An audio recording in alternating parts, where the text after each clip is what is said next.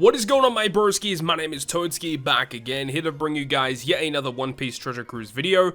Today, we have another sort of playthrough style video. This is not a live recording, because it actually took me multiple attempts to get the team to gel as I would have liked, but finally got the clip together of completing Raid Crocodile, and then moving forward into Ambush LINLIN, and we are using V3 lore, and it was kind of interesting because it just really sparked from a comment in my Discord server that, perhaps, go back to an older raid that's a reasonably good character and use a more recent Sugo Fest exclusive on it. So that's what I went to do, and I did build a team that was a little bit easier to build for, I suppose, and it did beat Crocodile, and then I realized that Ambush LINLIN was here, so then I went back to the drawing board and tried to build a team that could not only kill Crocodile, but could also take on LINLIN as well, and I was able to do that, which is good.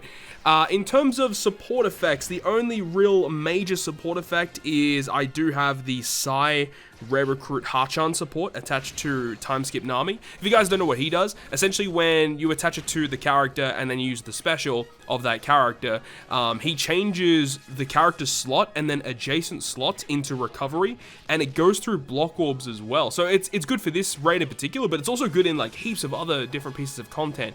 Of course, on this team, the recovery slots are not counted as beneficial, but then once we launch the lore special, he changes recovery slots into matching. So in this situation, we're able to get nearly every single orb matching on the team, except for Capone. You might be wondering why Capone's on this team. Capone is not boosted by V3 lore, but the reason why he is here is because he is so good. So good against, number one, Ambush LINLIN, and also against Raid Crocodile.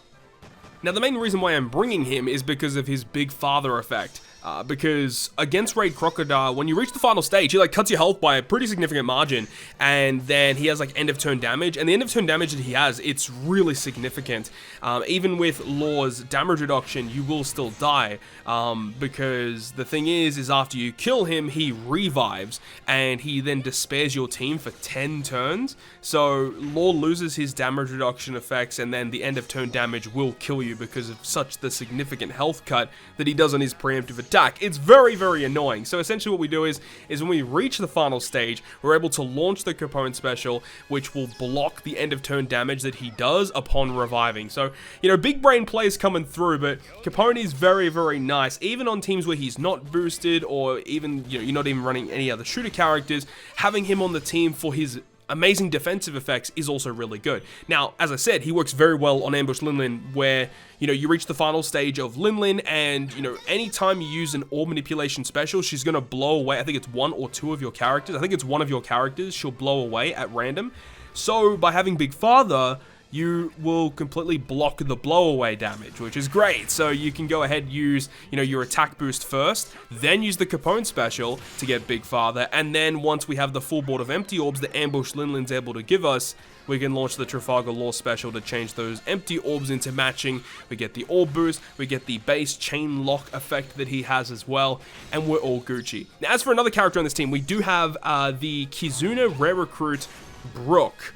The only reason he is here is because he is a strength unit, so we have more type advantage against Crocodile, but he also removes 5 turns of despair. You could replace him with any other major despair remover. There's no real limit to what you can do here. As long as you have the ability to remove all the despair, that's fine, right? I do like having the Nami on this team because we were able to get those orbs, as I said, with the Hachan support effect, so that's really nice to have. And then Sabu Koala, they're just a phenomenal unit that not only deals with Crocodile because of type advantage and Ambush LINLIN because of type advantage, but the main problem that I ran into was the fact that, we had enough boost to kill Crocodile turn 1, but then after you kill him and he revives, it gives you all that slot bind. It's 99 turns of slot bind, and there's a lot of other characters you could bring, and I was thinking of characters that could potentially just avoid the slot bind altogether to then have a matching orb on that character, and then he deals a lot of damage. But I also wanted to make sure that, when I moved on to Ambush LINLIN, I had a type advantage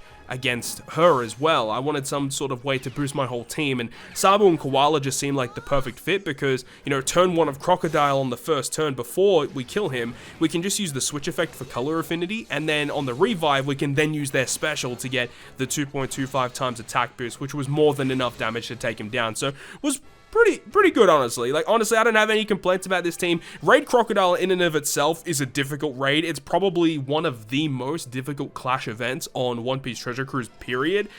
So there aren't too many teams that are like uber fast. I mean, I'm sure there are, like probably Halloween Ace. You could probably build some sort of team with him, because the main problem with Clash Crocodile is on stage 3, your top and middle row characters are special reversed by 5 turns, and Halloween Ace has the captain effect where he resists special reverse by 10 turns. So by having some sort of ability like that, you can literally just resist all of that and you can get through the content. Or potentially someone like Legend Carrot, maybe?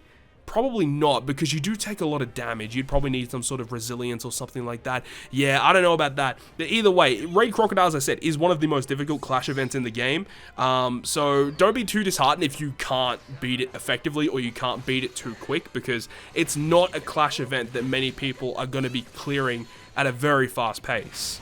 But anyway, that's the full rundown of the team, and now we're moving on to Ambush LINLIN. Ambush LINLIN, honestly, was the easiest part of this entire event. Ambush LINLIN is way easier compared to a Clash Crocodile, but either way, as I said, we've gone through all of the information regarding the team. So just in terms of Treasure Cruise itself, as of recording this video, we are pretty close to version 10.0 being put into the game. Very, very close now. You know, we're just over a day until it will be fully released. And people have already been asking me, you know, when am I going to be streaming? And I think I will be streaming the day of the update release. So if you guys are watching this in the future, obviously this has no regards to you guys, but if you are watching this relatively recently, then yeah, I should be streaming when the new update drops, because we are assuming that V3 Akainu should be dropping with the update, which is wicked, and obviously I'm going to be doing some Sugo Fest pulls on that.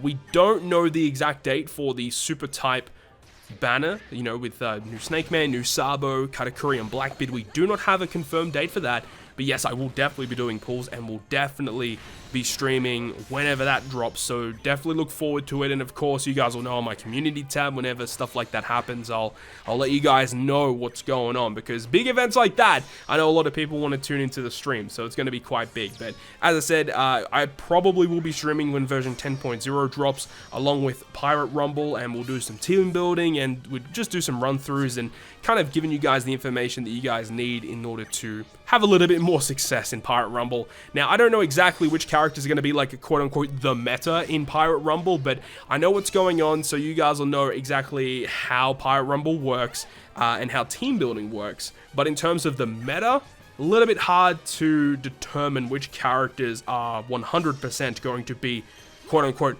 optimal in Pirate Rumble at this point in time, but we can make a few assumptions as to a couple of characters that we think are going to be quite good, and I guess we'll just have to wait and see. But anyways, I'll leave you guys with the rest of this clip as we're about to take down Ambush LINLIN. So I really hope you guys enjoyed this one, and if you guys did, make sure to go ahead and hit the like button, and if you want to stay up to date with all the content that I post, including more One Piece Treasure Cruise content, make sure to hit the subscribe button down below. But on that, guys, I'll see you guys within the next video.